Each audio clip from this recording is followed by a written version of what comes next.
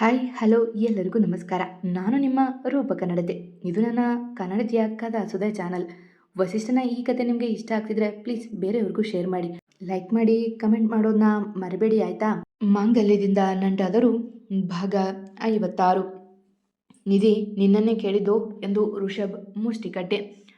ನಾನು ನಿಮಗೆ ತಂಗಿನೇ ಅಣ್ಣ, ಆದರೆ ಇವರ ಮಗಳು ಅಂತ ಇನ್ನೂ ಕನ್ಫರ್ಮ್ ಆಗಿಲ್ಲ. ಆದಮೇಲೆ ಹೇಳ್ತೀನಿ ಸ್ವಂತ ತಂಗಿನ ಅಥವಾ ಬೇರೆನಾ ಅಂತ ಎಂದಳು ಶಿವರಾಜ್ ಅವರ ನೋಡಿ. ಚಿಕ್ಕಪ್ಪ ನಿಜ ಹೇಳೆ, ಸುಮನಾ ಆಂಟಿ ನಿಮ್ಮ ಮೊದಲೇ ಹೆಂಡತಿನ ಎಂದ ಶಿವರಾಜ್ ಅವರನ್ನು ದಿಟ್ಟಿಸಿ ನೋಡುತ್ತಾ. ಅದು ಋಷಭ್ ಎಂದರು ತಡವರಿಸಿ. I need answer mister Shivaraj Aras ಎಂದು ಅರಚಿದ ಹಲ್ಲು ಕಚ್ಚೆ. ಹೌದು ಕಣ, ಆದರೆ ಅವಳು ನಾನು ದೂರ ಆಗಿ 23 ವರ್ಷ ಆಗಿದೆ ಎಂದರು ಭಯದಿಂದ ನಡುಗುತ್ತಾ. ಎಷ್ಟು ವರ್ಷ ದೂರ ಇದ್ದೀರಿ ಅನ್ನೋದು ಮುಖ್ಯ ಆಗಲ್ಲ ಚಿಕ್ಕಪ್ಪ. ಇಷ್ಟು ವರ್ಷ ಅವರಿಂದ ಯಾಕೆ ದೂರ ಇದ್ರಿ? ಈಗ್ಯಾಕೆ ಅವರಿಗೆ ಕಾಟ ಕೊಡ್ತಿದ್ದೀರಾ? ಅವಳ ಪರಿಸ್ಥಿತಿ ತಿಳಿದು ನೀವ್ಯಾಕೆ ಅವರಿಗೆ ಸಹಾಯ ಮಾಡಲಿಲ್ಲ? ಇದೆಲ್ಲ ಪ್ರಶ್ನೆಗೆ ಉತ್ತರ ಬೇಕು ನನಗೆ ಎಂದ ಅವರ ಎದುರು ನಿಂತು. ಅದೆಲ್ಲ ಹೇಳೋಕ್ಕಾಗಲ್ಲ ಕಣೋ ಎಂದರು ಮೆಲ್ಲಗೆ. ನೀವು ಹೇಳಲಿಲ್ಲ ಅಂದರೆ ಏನಾಯಿತು? ನಾನು ತಾತನನ್ನೇ ಕೇಳ್ತೀನಿ ಎಂದು ಹೊರಟವನ್ನ ಕೈ ಹಿಡಿದ ನಿಧಿ. ಅಣ್ಣ ಎಂದಳು ಪ್ರೀತಿಯಿಂದ. ಅವಳ ಪ್ರೀತಿಯ ಕರೆಗೆ ತಿರುಗಿ ನೋಡಿದವ. ನಿನಗಾದ ಅನ್ಯಾಯಕ್ಕೆ ನ್ಯಾಯ ಕೊಡಿಸ್ತೀನಿ ಕಣೋ, ನೀನು ಭಯ ಪಡಬೇಡ. ನಿನಗೆ ಆಂಟಿಗೆ ಸಿಗಬೇಕಾದ ಸ್ಥಾನನ ನಾನು ಕೊಡಿಸ್ತೀನಿ ಎಂದಾಗ ಅವನ ಎದೆಗೂಡು ಸೇರಿದವಳು. ಬೇಡ ಅಣ್ಣ, ಇಷ್ಟು ದಿನ ಇಲ್ಲದ ಅಪ್ಪನ ಮನೆಯ ಸಂಬಂಧ ಬೇಡ ನನಗೆ. ನಿಧಿ ಹಾಗೆ ನಾನು ನೆಮ್ಮದಿಯಿಂದ ಇದ್ದೀನಿ. ಈಗ ನಿಧಿ ವೈಭವ್ ವಸಿಷ್ಠ ಆಗಿ ತುಂಬ ಚೆನ್ನಾಗಿದ್ದೀನಿ.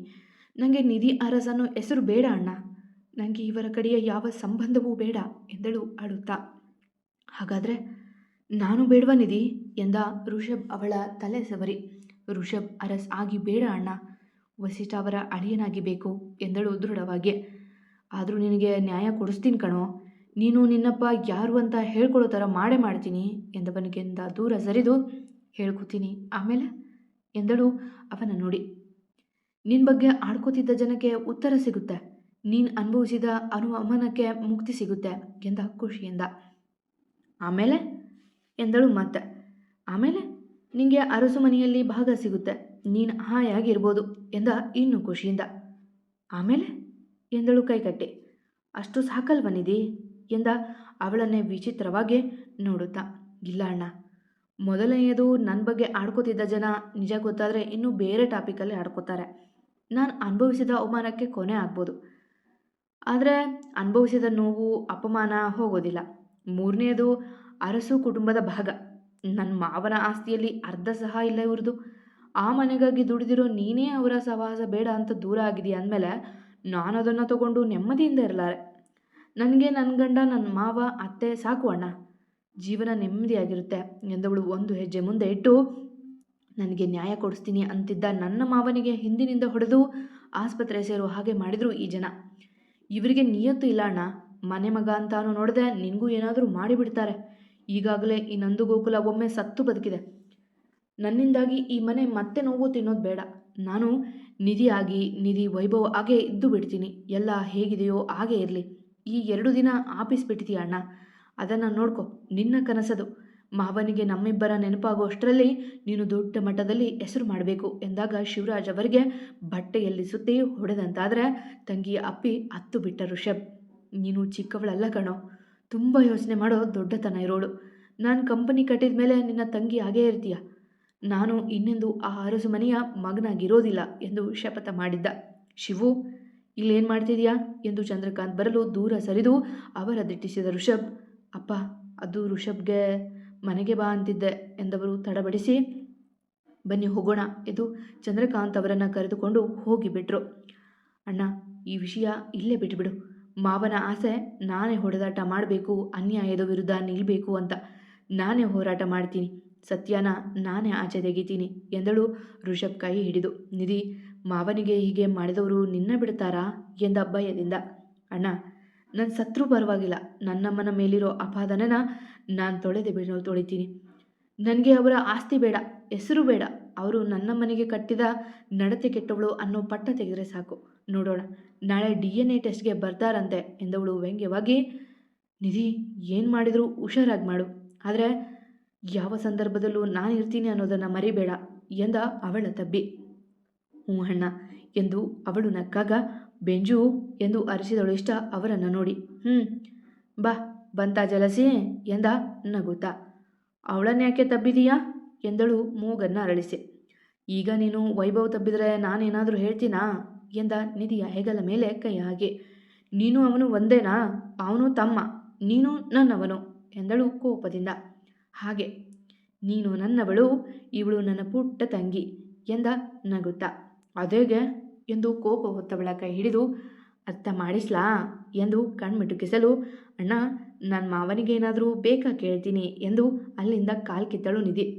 ಅವರಿಬ್ಬರ ಮಧ್ಯೆ ಕರಡಿ ಆಗಲು ಇಷ್ಟಪಡದೆ. ಏನು ಡಿಫ್ರೆಂಟು ಎಂದ ಅವಳ ನಡು ತಬ್ಬಿ. ನನ್ನ ಮುಟ್ಬೇಡ ನೀನು, ಅವಳನ್ನು ತಬ್ಬಿ ನನ್ನ ಮುಟ್ಟಿದ್ರೆ ಕೈ ಕಟ್ ಮಾಡಿಬಿಡ್ತೀನಿ ಎಂದಳು ಕೋಪ ತೋರಿ. ಕೋಪ ಮೂಗಿನ ತುದಿಲೇ ಇರುತ್ತೆ ಅಲ್ವಾ ಎಂದ ಅವಳ ಮೂಗು ಕಚ್ಚೆ. ದೂರ ಇರು ನೀನು ಎಂದಳು ಮೂಗು ಊಜಿಕೊಳ್ಳುತ್ತಾ. ಇರಲ್ಲ ಎಂದು ಅವಳ ಕೆನ್ನೆ ಕಚ್ಚಿದ. ಋಷಿ ಎಂದಳು ದೊಡ್ಡ ಕಣ್ಣುಗಳ ಬಿಟ್ಟು. ನಾನೇ ಎಂದವ ಇನ್ನೊಂದು ಕೆನ್ನೆಗೆ ಮುತ್ತಿಟ್ಟ. ಏನು ಮಾಡ್ತಿದೀಯಾ ನೀನು? ನಾನು ಕೋಪ ಮಾಡ್ಕೊಂಡಿದ್ದೀನಿ ಎಂದಳು ಮೂಗರಳಿಸಿ. ನಾನು ಕೋಪ ಕಡಿಮೆ ಮಾಡ್ತಿದ್ದೀನಿ ಎಂದವ ಅವಳ ತುಟಿಗಳತ್ತ ಬಾಗುವಾಗ.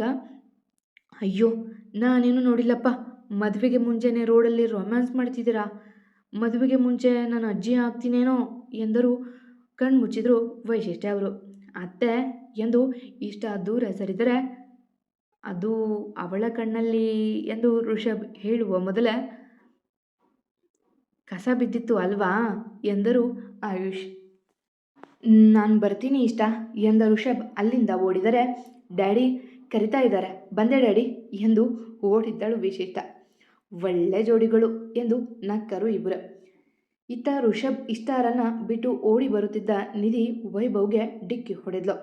ನಿಧಾನ ಕಣೆ, ಏನಾಯಿತು ಎಂದ ಅವಳ ನಿಲ್ಲಿಸಿ. ಏನಿಲ್ಲ ಎಂದು ನಾಚಿದಳು ಮೆಲ್ಲಗೆ. ಅಯ್ಯೋ ನಾನೇನೋ ಕೇಳ್ತಿದ್ರೆ ಕಿಸ್ ಕೇಳಿದ ಥರ ನಾಚ್ತಾ ಇದೆಯಲ್ಲೇ ಎಂದ ಅವಳ ಮಗ ನೋಡಿ. ನಿನಗೆ ಗೊತ್ತಾಗಲ್ಲ ಬಿಡು ಎಂದು ಹೋಗುವವಳ ಕೈ ಹಿಡಿದು, ಏನು ಗೊತ್ತಾಗಲ್ಲ? ನೀನು ಹೇಳ್ಕೊಡು ಎಂದ ಅವಳ ಮೊಗದ ಬಳಿ ಭಾಗ್ಯ.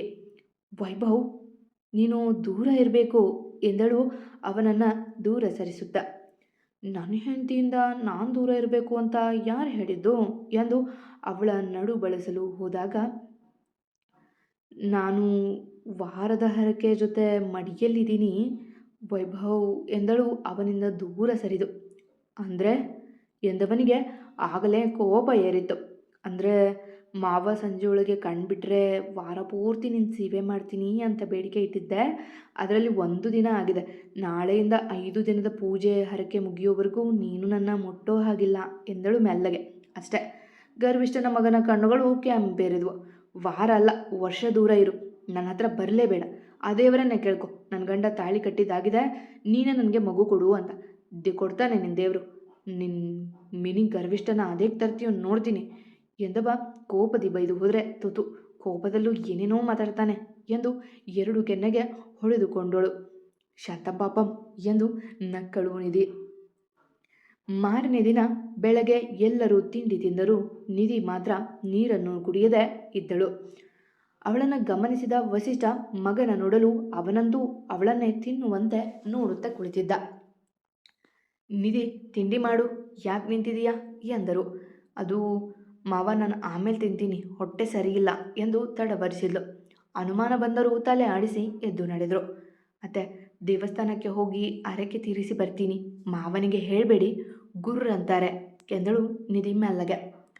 ನನ್ನ ಗಂಡನನ್ನೇ ಆಡ್ಕೊಳ್ಳೋ ಹಾಗೆ ಆಗ್ಬಿಟ್ಟಿಯಾ ಎಂದರು ಅವಳ ಕಿವಿ ಹಿಂಡಿ. ಅತ್ತೆ ನಿಮ್ಮ ಗಂಡ ನನ್ನ ಗಂಡ ಒಂದೇ, ದೇವರಿಗೆ ಕೈ ಮುಗಿದ್ರೂ ತಪ್ಪು, ನಾನೇನು ಮಾಡಲಿ? ನಿನ್ನೆ ರಾತ್ರಿ ಹೇಳಿದಾಗಿನಿಂದ ನನ್ನ ಗಂಡ ನನ್ನ ಮಾತಾಡಿಸೇ ಇಲ್ಲ ಎಂದಳು ಪೆಚ್ಚು ಮುಖ ಮಾಡಿ. ಹಾಂ ಹಾಗೆ ಅವರು, ಹುಷಾರಾಗಿ ಹೋಗಿ ಬಾ ಎಂದು ತಬ್ಬಿ ಬೀಳ್ಕೊಟ್ಟರು ಮೈಥಿಲಿ. ಎಲ್ಲರೂ ತಮ್ಮ ತಮ್ಮ ಕೆಲಸಗಳಲ್ಲಿ ತೊಡಗಿದಾಗ ಸುಮನ ನಿಧಿ ತಮ್ಮ ಊರಿನ ಕಡೆಗೆ ನಡೆದರು. 1 ಗಂಟೆಯ ಪ್ರಯಾಣದ ನಂತರ ಅವರಿಬ್ಬರು ದೇವಸ್ಥಾನ ತಲುಪಿದರು. ನಿಯಮದಂತೆ ಮೊದಲು ಸ್ನಾನ ಮಾಡಿ ಮಡಿ ಉಟ್ಟು ದೇವರ ಪ್ರಸಾದನವಷ್ಟೇ ತಿಂದಳು ನಿಧಿ.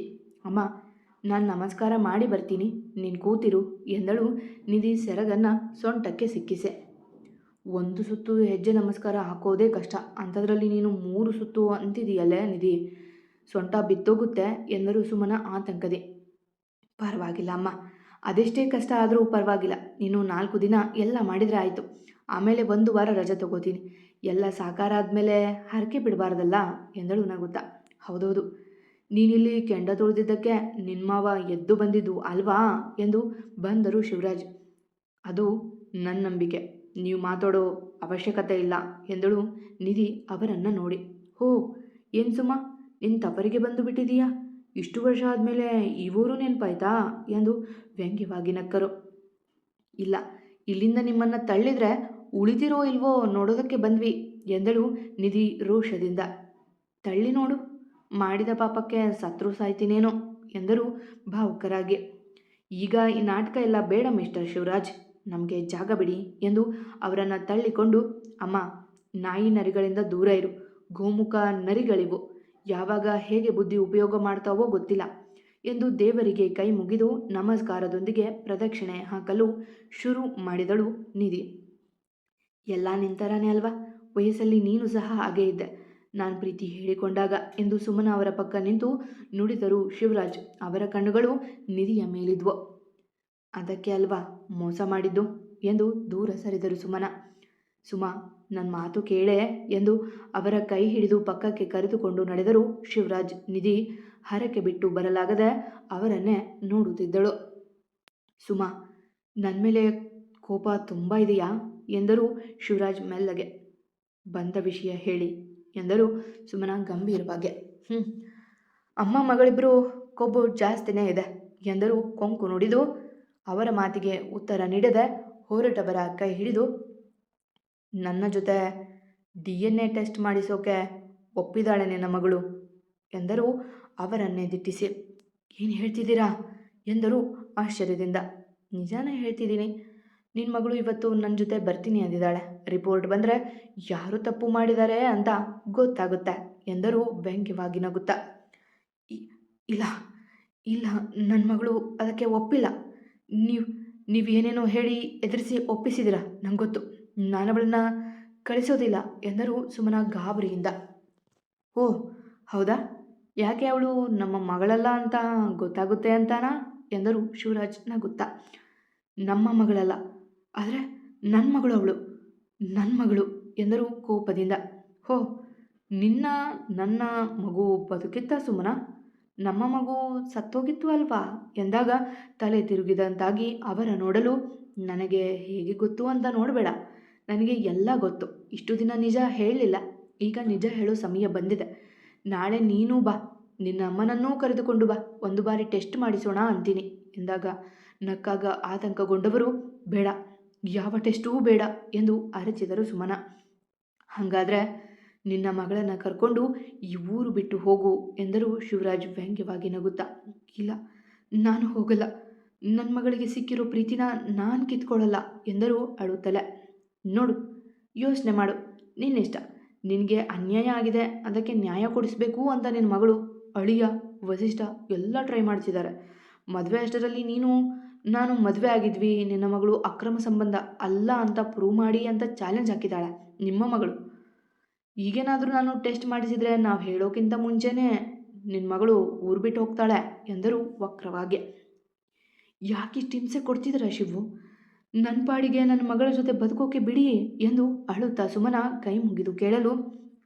ನಾನು ಕೋಪದಿಂದ ಹೇಳಿದೆ, ಪ್ರೀತಿಯಿಂದ ಹೇಳಿದೆ, ಕೇಳಲಿಲ್ಲ, ಈಗ ನಿಧಿಗೆ ನಿಜ ಹೇಳ್ತೀನಿ, ಅದಕ್ಕಿಂತ ಮುಂಚೆ ನೀನು ಊರು ಬಿಟ್ಟು ಹೋದರೆ ಸರಿ, ಇಲ್ಲ ಅವಳು ಯಾರ ಮಗಳು ಅಂತ ನಾನು ಹೇಳಬೇಕಾಗುತ್ತೆ ಎಂದು ಶಿವರಾಜ್ ಅಲ್ಲಿಂದ ಹೋದರೆ ಕುಸಿದು ಕುಳಿತರು ಸುಮನ ಅವರು. ಅಮ್ಮ, ಯಾಕೇನಾಯಿತು ಎಂದು ಸುಸ್ತಾಗಿ ಬಂದ ಮಗಳ ನೋಡಿದ ಸುಮನ, ನಿಧಿ, ನೀನು DNA ಟೆಸ್ಟ್ ಮಾಡಿಸೋಕೆ ಒಪ್ಪಿದ್ದೀಯಂತೆ ಎಂದರು ಗಂಭೀರವಾಗಿ. ಅಮ್ಮ, ಅದರಲ್ಲಿ ಸಾಕ್ಷ್ಯ ಸಿಗುತ್ತೆ, ಆಗ ಪ್ರಪಂಚದ ಕಣ್ಣಿಗೆ ಅಲ್ಲದೆ ಹೋದರೂ ಕೊನೆ ಪಕ್ಷ ಅರಸು ಮನೆಯವರ ಮುಖಕ್ಕೆ ಹೊಡೆದಂತೆ ಸತ್ಯ ಹೇಳ್ಬೋದು ಎಂದಳು ದೃಢವಾಗಿ. ಬೇಡ ನಿಧಿ, ಯಾವ ಸತ್ಯನೂ ನೀನು ಆಚೆ ತೆಗೆಯೋದು ಬೇಡ, ಇವಾಗ ಯಾವ ಗೊಂದಲವೂ ಬೇಡ ಎಂದರು ತಣ್ಣಗೆ. ಯಾಕಮ್ಮ, ನಾನಿದನ್ನು ಇಲ್ಲಿಗೆ ಬಿಡಲ್ಲ, ನಿನ್ನ ಮೇಲೆ ಆಪಾದನೆ ಹೊರಿಸಿದವರೇ ಕ್ಷಮೆ ಕೇಳೋ ಹಾಗೆ ಮಾಡೇ ಮಾಡ್ತೀನಿ, ನಾನು ಅವರ ಮಗಳೇ ಅಂತ ಪ್ರೂವ್ ಮಾಡೇ ಮಾಡ್ತೀನಿ ಎಂದು ಕೋಪದಿ ನುಡಿದವಳ ಕೆನ್ನೆಗೆ ಬೀಸಿ ಹೊಡೆದವರು, ಹೇಳಿದಷ್ಟು ಕೇಳು, ನೀನು ಅವರ ಮಗಳು ಅಂತ ಎಲ್ಲೂ ಪ್ರೂವ್ ಮಾಡೋದು ಬೇಕಿಲ್ಲ ಎಂದರು ಕೋಪದಿಂದ. ಅಮ್ಮ ಎಂದಳು ಕಣ್ತುಂಬಿಕೊಂಡು. ನಿನಗೆ ನಾನು ಬೇಕು ಅಂದರೆ ಇದನ್ನೆಲ್ಲ ಇಲ್ಲಿಗೆ ಬಿಟ್ಟು ನನ್ನ ಜೊತೆ ಬಾ, ಇಲ್ಲ ಹೋಗಿ ಪ್ರೂವ್ ಮಾಡು, ನೋಡೋದಕ್ಕೆ ನಿನ್ನ ಮನೆ ಇರಲ್ಲ ಎಂದು ಕೋಪದಿ ಹೇಳಿ ಹೊರಟವರ ಕೈ ಹಿಡಿದು, ಇಲ್ಲಮ್ಮ, ನಾನು ಹಾಗೆ ಮಾಡಲ್ಲ, ಈ ಪ್ರಪಂಚದಲ್ಲಿ ನನಗೆ ನೀನೇ ಮುಖ್ಯ ಎಂದಾಗ ಅವರ ತಬ್ಬಿ ಬಿಟ್ಟರು ಸುಮನ. ನನ್ನ ಬಿಟ್ಟೋಗಲ್ಲ ಅಲ್ವಾ ಎಂದು ಅವಳ ತಬ್ಬಲು, ನೀನು ನನ್ನ ಪ್ರಪಂಚ ಅಮ್ಮ, ನಿನ್ನ ಬಿಟ್ಟು ಎಲ್ಲೋಗ್ಲಿ, ನಿನಗಾಗಿ ಎಲ್ಲವನ್ನು ಬಿಡ್ತೀನಿ ಎಂದಾಗ ಮನದುಂಬಿ ಬಂದು ಅವಳ ಹಣೆಗೆ ಮುತ್ತಿಟ್ಟು, ಬಾ ಹೋಗೋಣ ಎಂದು ಕರೆದುಕೊಂಡು ನಡೆದರು ಸುಮನ. ಸಂಜೆ ಬಂದಾಗ ಅವಳ ಮೊಗ ಬಾಡಿದ್ದು ನೋಡಿದ ವಸಿಷ್ಠ ಅವರು ಮಡದಿಯ ಬಳಿ ಕೇಳುತ್ತಿದ್ದರು. ಹೆಂಡತಿ ನಿಧಿ ಯಾಕೋ ಡಲ್ ಆಗಿದ್ದಾಳೆ, ಎಲ್ಲಿಗೆ ಹೋಗಿದ್ರು ಅವರು ಎಂದರು ಮಡದಿಗೆ. ಅದು ಅದು ಎಂದು ಉಗುಳು ನುಂಗಿ ಮಾತನಾಡುವವರ ನೋಡಿ, ನಾನಾದರೆ ಎಲ್ಲ ಹೇಳಬೇಕು, ನೀನು ನನ್ನಿಂದ ಎಲ್ಲ ಮುಚ್ಚಿಡು ಎಂದು ಮೂತಿ ತಿರುಗಿಸಿ ಕೂರಲು, ಅದು ನಿಮ್ಮ ಸೊಸೆ ನೀವು ಹುಷಾರಾದರೆ ದೇವರಿಗೆ ಹರಕೆ ತೀರಿಸ್ತೀನಿ ಅಂದಿದ್ಲು, ಅದಕ್ಕೆ ಹೋಗಿದ್ಲು ಎಂದರು ಮೆಲ್ಲಗೆ. ಪೂರ್ತಿಯಾಗಿ ಹೇಳು ಎಂದಾಗ ಅವಳು ಮೊದಲ ದಿನದಿಂದ ಇಟ್ಟಿದ್ದ ಹರಕೆಯಿಂದ ಕೊನೆಯ ದಿನದವರೆಗೂ ಇಟ್ಟಿರುವ ಹರಕೆಯವರೆಗೂ ತಿಳಿಸಿದರು ಮೈಥಿಲಿ. ಹೆಂಡತಿ, ನಿನ್ನ ತಲೆಯಲ್ಲಿ ಬುದ್ಧಿ ಇದೆಯಾ? ಒಂದೊಂದು ದಿನ ಒಂದೊಂದು ಹರಕೆ ಮಾಡ್ತಾಳಂತೆ, ಇವಳು ಒಪ್ತಾಳಂತೆ, ಹುಡುಗಾಟನ ನಿಮಗೆ ಎನ್ನಲು ನಕ್ಕ ಮೈಥಿಲಿ. ನಿಮ್ಮ ಮೇಲಿನ ಪ್ರೀತಿ ಅದು, ನೀವೇ ಕೇಳಿ ಹೋಗಿ ಎನ್ನಲು ಸುಮ್ಮನೆ ಕುಳಿತವರು, ಎಲ್ಲ ಫೂಲ್ಗಳು, ನೀನು ನಿನ್ನ ಸೊಸೆ ಇಬ್ಬರು ಒಂದೇ, ನಾನಿಲ್ಲಿ ಅವಳನ್ನು ಗಟ್ಟಿ ಮಾಡೋದಕ್ಕೆ ಹೊಡೆದಾಟ ನಡೆಸಿದರೆ ಅವಳು ಅಲ್ಲಿ ದೇವರ ಮುಂದೆ ಕೂತಿದ್ದಾಳೆ ಎಂದು ಕೋಪದಿ ಬೂಸಿಗಟ್ಟಿದರು ವಸಿಷ್ಠ. ಆಯಿತು, ಸಮಾಧಾನ, ಇನ್ನೇನು 3 ದಿನ ಅಷ್ಟೆ, ಆಮೇಲೆ ನೀವೇ ಬೈಯೂರಂತೆ ಎಂದು ಸಮಾಧಾನ ಮಾಡಿದರು ಮೈಥಿಲಿ. ವಸಿಷ್ಠ ಅವರ ಕೋಪಕ್ಕೆ ಮೈಥಿಲಿ ಅವರೇ ಮದ್ದು. ವೈಭವ್ ಎಂದು ಆಗಷ್ಟೇ ರೂಮಿಗೆ ಬಂದವನ ತಬ್ಬಿದಳು ನಿಧಿ. ಅಮ್ಮ ಕೊಟ್ಟ ಏಟಿಗೆ ಬೇಸರವಾಗಿತ್ತು ಅವಳಿಗೆ. ನನ್ನಿಂದ ದೂರ ಇರಿ, ಮಡಿ ಮೈಲಿಗೆ ಅಂದವಳು ಈಗ್ಯಾಕೆ ಬಂದೆ ಎಂದು ಗದರಿ ಅವರ ದೂರ ತಳ್ಳಲು ಬೇಸರದಿ ಮಲಗಿದಳು ನಿಧಿ. ರಾತ್ರಿ ಮಲಗಿದವಳು ನೋವಿಗೆ ಸಣ್ಣಗೆ ನರಳುತ್ತಿದ್ದಳು. ಅಮ್ಮ ಎಂದು ಸೊಂಟದ ಮೇಲೆ ಕೈಯಿಟ್ಟು ಹೊರಳಿದವಳ ಬೆನ್ನು ನೋಡಿದವ, ಬೇಡ ಬೇಡ ಅಂದರೂ ಮಾಡೋದು ನನ್ನ ಜೀವ ತಿನ್ನೋದು ಎಂದು ಗದರಿ ಕೆಳಗೆ ಹೋಗಿ ಬಿಸಿಲಿನ ಬ್ಯಾಗ್ ತಂದಿದ್ದ. ಅದರಿಂದ ಅವಳ ಕಾಲಿಗೆ, ಸೊಂಟಕ್ಕೆ, ಬೆನ್ನಿಗೆ ಕಾವು ಕೊಟ್ಟಾಗ ನರಳಾಟ ಕಡಿಮೆ ಮಾಡಲು, ಇನ್ನೆಷ್ಟು ದಿನವೋ ಈ ಹುಚ್ಚಾಟ ಎಂದು ಗುಣಗುತ್ತಾ ಮುಲಾಮು ಹಚ್ಚಿ ಮಲಗಿದವ ಅವಳನ್ನು ತನ್ನ ಎದೆಯ ಮೇಲೆ ತಂದುಕೊಂಡು ಮೆತ್ತಗೆ ತಟ್ಟಿದ್ದ. ದಿನಗಳು ಮೆಲ್ಲಗೆ ಓಡುತ್ತಿದ್ದವು. ಸುಮನ ಅವರು ಮಾತಿಗೆ ಹೆದರಿ ಸತ್ತ ಶೋಧನೆಯ ಬಿಟ್ಟಿದ್ಲು ನಿಧಿ. ಹಾಗೆ ಮರೆಯದೆ ವಾರ ಪೂರ್ತಿ ದಿನವೂ ತಾನು ಅಂದುಕೊಂಡಿದ್ದ ಹರಕೆ ತೀರಿಸಿ ವಾರದ ಕೊನೆಯಲ್ಲಿ ಊರಿನವರಿಗೆ ಊಟ ಹಾಕಿಸಿ ಬಂದಿದ್ದಳು. ವಸಿಷ್ಠ ಅವರು ಎಲ್ಲ ತಿಳಿಯದವರ ಹಾಗೆ ಇದ್ದರೆ ವೈಭವ್ ಕೋಪದಿ ಅವಳ ಜೊತೆ ಮಾತೇ ಬಿಟ್ಟಿದ್ದ. ಆದರೆ ರಾತ್ರಿ ಅವಳ ಕಾಳಜಿ ಮಾಡುವುದು ಬಿಟ್ಟಿರಲಿಲ್ಲ ಅವ. ಋಷಭ್ ಸ್ವಲ್ಪ ಬೆಳೆಯುತ್ತಿದ್ದರೆ ಇಷ್ಟ ಅವನನ್ನು ಡಿಸ್ಟರ್ಬ್ ಮಾಡದೆ ತನ್ನ ಪಾಡಿಗೆ ಮನೆಯವರ ಜೊತೆ ಬರೆಯುತ್ತಿದ್ಲು. ಮದುವೆಗೆ ಇನ್ನೂ 2 ತಿಂಗಳು ಉಳಿದಿತ್ತು. ನಿಧಿ, ನಿನ್ನ ರೂಮಲ್ಲಿ ಹಳೆ ವಸ್ತುಗಳು ಇದ್ದರೆ ತಂದು ಇಲ್ಲಿ ಹಾಕಮ್ಮ, ಮನೆನ ರಿನೋವೇಷನ್ ಮಾಡೋಕೆ ಸರಿಯಾಗುತ್ತೆ ಎಂದರು ಮೈಥಿಲಿ ಅಂದು ಬೆಳಗ್ಗೆ. ಅತ್ತೆ ಎಂದವಳು ತನ್ನ ಕೋಣೆಯಲ್ಲಿದ್ದ ಹಳೆಯ ವಸ್ತುಗಳ ತಂದು ಹಾಕಿದಳು. ಹಾಗೆ ಸುಮನ ಅವರ ರೂಮಿಂದನೂ ತಂದು ಬಿಡು, ಅವರು ದೇವಸ್ಥಾನಕ್ಕೆ ಹೋಗಿದ್ದಾರೆ, ನನಗೆ ಯಾವು ಬೇಕು ಯಾವು ಬೇಡ ಅಂತ ಗೊತ್ತಾಗೋದಿಲ್ಲ ಎಂದಾಗ ತಲೆ ಆಡಿಸಿ ನಡೆದಳು. ಅಮ್ಮನದು ಇದೊಂದೇ ಕಬೋರ್ಡ್ ಬಟ್ಟೆ ಇರೋದು, ಮತ್ತೇನೂ ತಂದಿಲ್ಲ ಅಮ್ಮ ಎಂದು ಕಬೋರ್ಡ್ ತೆಗೆದು ನೋಡಿದಳು. ಎಲ್ಲ ಸೀರೆ ಅಷ್ಟೆ, ಇದು ನನ್ನ ಫೇವ್ರೆಟ್ ಸೀರೆ ಎಂದು ಒಂದು ಸೀರೆ ಕೈಗೆತ್ತಿಕೊಂಡಾಗ ಅದರ ಕೆಳಗೆ ಚಿಕ್ಕದಾದ ಪೆಟ್ಟಿಗೆ ಕಾಣಿಸಿತ್ತು ಅವಳಿಗೆ. ಇದೇನಿದು ಪೆಟ್ಟಿಗೆ, ಇಷ್ಟು ದಿನ ಅಮ್ಮನ ಜೊತೆಗೆ ಇತ್ತಾ ಎಂದು ಅದನ್ನು ತೆಗೆದುಕೊಂಡು ತಿರುಗಿಸಿದಳು ಮೈಥಿಲಿ. ಸುಮನ ಶಿವರಾಜ್ ಅರಸ್ ಎಂದು ಬರೆದಿತ್ತು ಅದರ ಮೇಲೆ. ಅಂದರೆ ಇದು ಅಮ್ಮ ಮತ್ತು ಆ ಮನುಷ್ಯನ ಮದುವೆ ಬಗ್ಗೆ ಇರೋ ಪೆಟ್ಟಿಗೆನಾ? ಇಷ್ಟು ದಿನ ನಾನು ಅಷ್ಟು ಹುಡುಕ್ತಿದ್ರು ಅಮ್ಮ ಇದನ್ನು ಮುಚ್ಚಿ ಇಟ್ಟಿದ್ರ, ಆದರೆ ಯಾಕೆ ಎಂದುಕೊಂಡು ಆ ಪೆಟ್ಟಿಗೆಯ ತೆರೆದವಳ ಕೈಗಳು ನಡುಗುತ್ತಿದ್ದವು. ಅಮ್ಮನ ಮದುವೆ ಫೋಟೋಸ್ ಎಂದು ತೆಗೆದುಕೊಂಡಳು. 4-5 ಫೋಟೋ ಇದ್ದವು. ಎಲ್ಲದರಲ್ಲೂ ಸುಮನ, ಶಿವರಾಜ್ ಅರಸ್ ಇಬ್ಬರು ನಿಂತು ಹಾರ ಬದಲಾಯಿಸಿಕೊಂಡದ್ದು, ತಾಳಿ ಕಟ್ಟಿದ್ದು, ಕಾಲುಂಗರ ತೊಡಿಸಿದ್ದು, ಹಿರಿಯರ ಆಶೀರ್ವಾದ ತೆಗೆದುಕೊಂಡಿದ್ದು ಫೋಟೋ ಇತ್ತು. ಎಲ್ಲದರಲ್ಲೂ ಒಬ್ಬ ಮಧ್ಯ ವಯಸ್ಸಿನ ಹುಡುಗ ಇದ್ದರು. ಅಮ್ಮ ಸೂಪರ್ ಇದ್ದಾರೆ ಆಗ, ಆದರೆ ಅರಸುಮನೆಯವರು ಒಪ್ಪಿಗೆ ಇಲ್ಲದೆ ಮದುವೆ ಆಗಿದ್ದ, ಯಾರು ಇಲ್ಲದೆ ಯಾವುದೋ ದೇವಸ್ಥಾನದಲ್ಲಿ ಮದುವೆ ಆಗಿದ್ದಾರೆ ಎಂದುಕೊಂಡವಳ ಕಣ್ಣಿಗೆ ಯಾವುದೋ ರಿಪೋರ್ಟ್ ಕಾಣಲು ಇದೇನಿದು ರಿಪೋರ್ಟ್ ಎಂದು ತೆಗೆದವಳಿಗೆ ಸುಮನ ಅವರ ಪ್ರೆಗ್ನೆನ್ಸಿ ರಿಪೋರ್ಟ್ ಜೊತೆಗೆ ಕೆಲವು ಪತ್ರಗಳು ಮತ್ತು ಅರ್ಧ ಸುಟ್ಟ ಫೋಟೋಗಳು ಸಿಕ್ಕಾಗ ಅವನ್ನು ನೋಡಿದವಳು ಸುಮನ ಎಂದು ಹೆಸರಿದ್ದ ರಿಪೋರ್ಟ್ ನೋಡಿದಳು. ಹಾಗೆ ಅದನ್ನು ಪೂರ್ತಿಯಾಗಿ ಓದಿ ಮುಗಿಸಿದವಳು ಹಾಗೆ ಪೆಟ್ಟಗಿಯ ಕೈ ಬಿಟ್ಟಳು ನೋವಿನಲ್ಲಿ. ಅಂದರೆ ಅಂದರೆ ಅಮ್ಮನ ಮಗು ಸತ್ತೋಗಿತ್ತಾ? ಇದರ ಪ್ರಕಾರ ಅಮ್ಮನ ಮಗು ಗಂಡು ಅಂತಿದೆ. ಹುಟ್ಟುವಾಗಲೇ ಮಗು ಸತ್ತೋಗಿತ್ತು ಅಂದರೆ ನಾನು ನಾನು ಅವರ ಮಗಳಲ್ವಾ? ಇದೆಲ್ಲ ಏನು ಎಂದು ಪ್ರಶ್ನೆ ಮಾಡಿಕೊಂಡವಳ ಕಂಗಳು ಕತ್ತಲೆಂಟದಾಗಿತ್ತು. ನಾನು ಅನಾಥೆ ಎಂದು ನುಡಿದುಕೊಂಡವಳು ನೆಲಕ್ಕೆ ವಾಲಿದ್ದಳು. ಮತ್ತೆ ಸಿಗುವ. ಕತೆ ಇಷ್ಟ ಆಗಿದ್ರೆ ಕಮೆಂಟ್ ಹಾಕಿ, ಜಾಸ್ತಿ ಇಷ್ಟ ಆಗಿದ್ರೆ ಸಬ್ಸ್ಕ್ರೈಬ್ ಆಗಿ. ಎಂದಿನಂತೆ ನಿಮ್ಮ ಪ್ರೀತಿ ಕಮೆಂಟ್ ಪ್ರೋತ್ಸಾಹದ ನಿರೀಕ್ಷೆಯಲ್ಲಿ ನಾನು ನಿಮ್ಮ ರೂಪ ಕನ್ನಡತೆ. ನಿಮ್ಮ ಪ್ರೀತಿಗೆ ನನ್ನ ತುಂಬು ಹೃದಯದ ಧನ್ಯವಾದಗಳು. ಹೀಗೆ ಪ್ರೋತ್ಸಾಹಿಸ್ತಾ ಇರಿ.